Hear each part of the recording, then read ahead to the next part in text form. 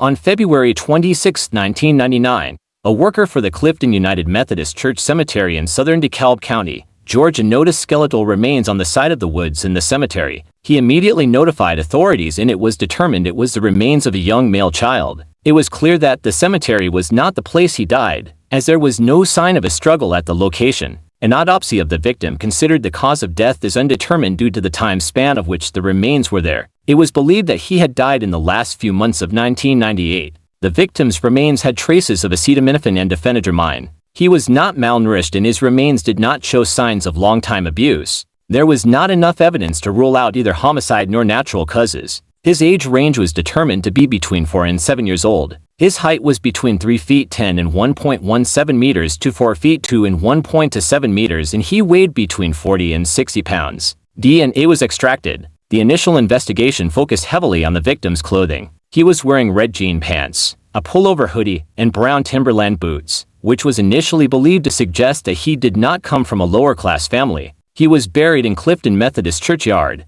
the church near where he was found, in an unmarked grave. Due to guilt from the investigators for referring to the victim as a Clifton John Doe, he was given the nickname Dennis. The victim did not match any missing person reports in the state. In October 1999, a woman called the coroner's office claiming her name was Dawn Anderson and that she knew the victim's identity. She stated that the victim's name was Cable Brown before hanging up. Authorities traced a call to the Florida Institute of Technology, but were never able to locate the caller. Authorities believe she likely used a false name. There were no missing person reports in the state for a child named Cable Brown. It is believed that this was either a fake tip or the woman had mistaken the victim for another child. The victim's DNA was investigated through genetic genealogy, but no leads produced. In February 2019, the National Center for Missing and Exploited Children (NCMEC) created a forensic reconstruction image of what the victim may have looked like, which ended up being a striking resemblance.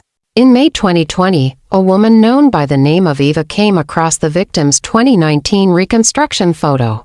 She stated that when she saw it she screamed and immediately called the NCMEC and told them that the victim's name was William DaShawn Hamilton and that she had been friends with his mother, Teresa and Bailey Black, in Charlotte, North Carolina. She stated that in December 1998, Black abruptly took William out of school and stated that the two were moving to Atlanta, Georgia to be with relatives. Eva stated, "William hugged me and I hugged him. We kept hugging. Black had to practically pry us apart to get him back in the car. That was it. That's the last time I saw him." Black later returned to Charlotte without William and consistently changed her story as to why Hamilton was no longer with her.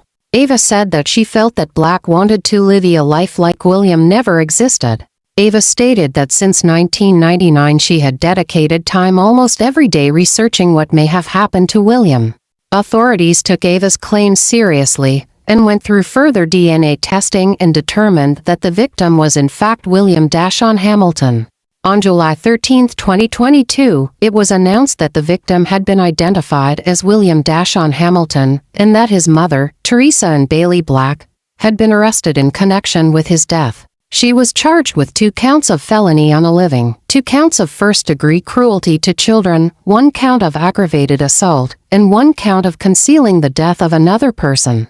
The prosecution alleged that Black drugged William with acetaminophen and diphenhydramine and then unalived him by striking him with an unknown object. Eva stated that she was good friends with Black and never thought she would be capable of unaliving, but that she was distant and impatient with William, and that she wasn't a loving mom. Teresa Black went to trial for the unaliving of William DaShawn Hamilton. The prosecution alleged that Black unalived William by drugging and then striking him in the head with an unknown object, as evidenced by fractures in his skull. Her defense argued that the fractures could have been caused by animals while William's body was in the woods. Her defense stated, "You can all hate her for this. You can hate her for these lies. That is not what Teresa Black is on trial for." At the time, William and Black were homeless and Black had been working at an Atlanta strip club.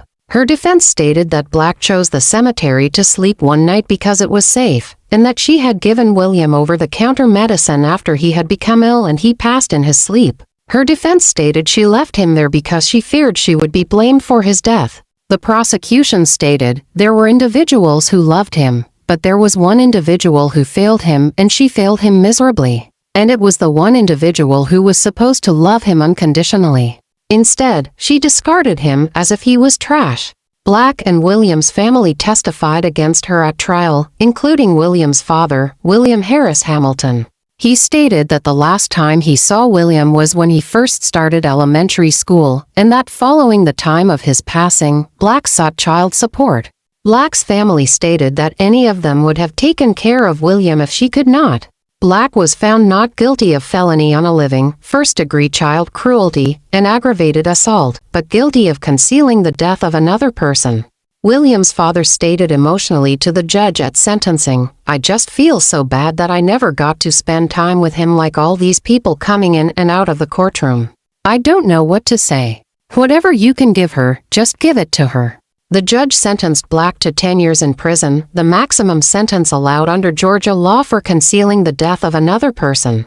She stated that the atrociousness of the concealment of leaving your child to rot warranted a maximum sentence. What are your thoughts on this case?